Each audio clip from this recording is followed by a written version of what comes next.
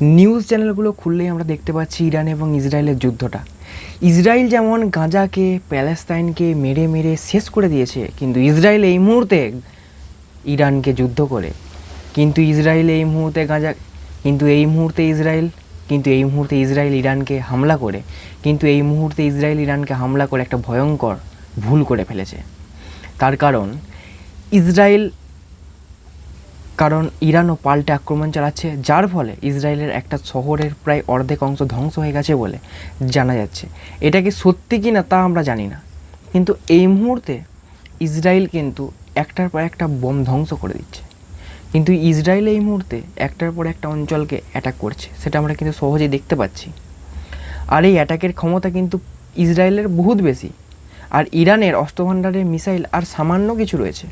তবে এখনও পর্যন্ত বেশি ক্ষমতাধর তবে এখনও পর্যন্ত ইরান বেশি শক্তিশালী মিসাইলগুলোকে প্রয়োগ করেনি, এখনও কম জোর মিসাইলগুলোকে করছে। তার মধ্যে একটা জোর মানে দামি, তার মধ্যে একটা পাওয়ারফুল মিসাইল লঞ্চ করেছে। এর ফলে ইসরায়েলের একটা অর্ধেক অংশ, তার ফলে ইসরায়েলের একটা বড়সড় ক্ষতি হয়ে গেছে বলে জানাচ্ছে ইরান। কিন্তু ইসরায়েল স্পষ্ট জানিয়ে দিয়েছে যে তারা আমেরিকার সাহায্য নিয়ে একটা মাটির নিচে বোমা ব্লাস্ট করতে চলেছে, যেখানে ইরানের পরমাণু কেন্দ্রটি রয়েছে। আর এটা যদি করেই দেয় তাহলে কিন্তু ইরানের একটা বড়সড় ভয়ঙ্কর ক্ষতি হয়ে যাবে। আর এই সমস্ত খবরটাই আসবে এর পরের দিন ইউটিউব চ্যানেলে সন্ধ্যাবেলায়। তোমরা দেখতে থাকবে।